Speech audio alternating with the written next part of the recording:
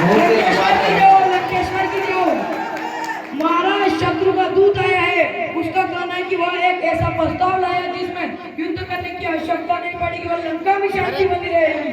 शांति का प्रस्ताव लाया है और युद्ध से पहले शांति दूत कर दिया। अभी तुमने हमारे चंद्रराज की चमक देखी नहीं, पहले ही डर गए। हाँ, भेजो उस दूत को। जो आज्ञा महाराज।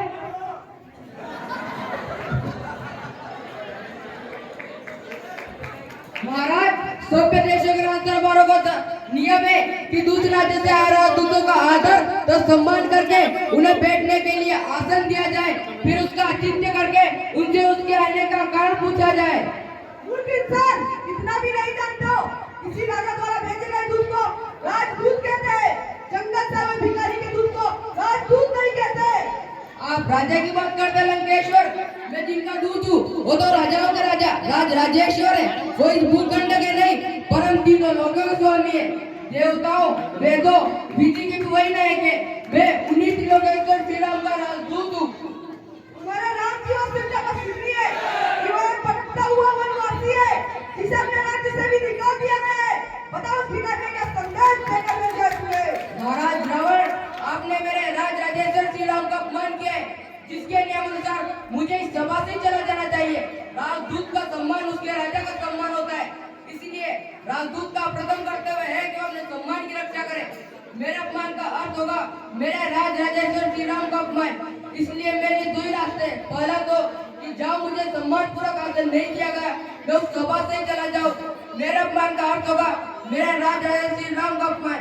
इसीलिए अब मेरे दो ही रास्ते, पहला तो कि जहाँ मुझे सम्मान पूर्वक आसन नहीं दिया गया मैं उस सभा से चला जाऊँ। राजदूत का सम्मान उसके राजा का सम्मान होता है, इसलिए राजदूत का प्रथम कर्तव्य है कि अपने सम्मान की रक्षा करे। मेरा अपमान का अर्थ होगा मेरे राज राजेश्वर श्री राम का अपमान। इसलिए मेरे दो ही रास्ते, पहला तो कि जहाँ मुझे सम्मान पूर्वक आसन नहीं दिया गया मैं उस सभा से ही चला जाऊँ। राजदूत का सम्मान उसके राजा का सम्मान होता है, इसीलिए राजदूत का प्रथम कर्तव्य है कि वो अपने सम्मान की रक्षा करे।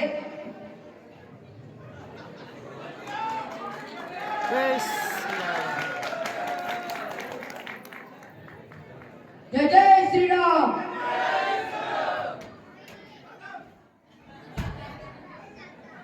हे लंकेश, अब आप मेरे आने का कारण सुनो। मैं आपके हित और भलाई के लिए रघुवीर का दूत बनकर आया हूँ। मेरे पिता से आपकी मित्रता थी, इसलिए मैं आपको भली सम्मति देना आया हूँ। आपका उत्तम कुल है, आप पुलस्त्य ऋषि के पुत्र हैं। आपने शिव जी और ब्रह्मा जी की पूजा करके उनसे कई बार प्राप्त किए और आपने सभी काम सिद्ध किए। उन शक्तियों से आपने समस्त लोकपालों को भी जीत दिया है, परंतु किसी संगदोष या कुरुमति के कारण उन शक्तियों का दुरुपयोग करके आपने ऋषि, गंधर्व, अप्सरा, नाग, यक्ष और देवताओं को बड़ा अपमान किया है। उसी राजवंश से अंधे होकर आप जगत जननी माँ सीता को हर ले आए। जब पाप कर्म में पराकाष्ठों को पहुंच जाते हैं तो दिव्य शक्तियों को पाप का नाश करना ही पड़ता है। उसी पाप के नाश ही पापी की घोर दुर्गति होती है, उसका अंत बड़ा भयानक होता है। आपके पाप कर्म आज आपको उसी सीमा पर ले आए हैं, इसलिए आप मेरी मानिए। इसी समय गले में कुल्हाड़ी डालकर, दांतों में तिनका दबाकर तथा अपने समस्त कुटुंबियों के साथ श्री राम की शरण में जाकर माता जानकी को पूरे सम्मान के साथ उनको स्वर्ग में लौटा दे।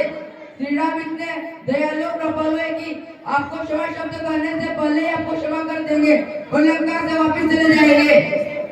हमारे क्षमा मांगने वाले हमें क्षमा कर देंगे, इस बात का तुम हमें विश्वास दिलाते हो।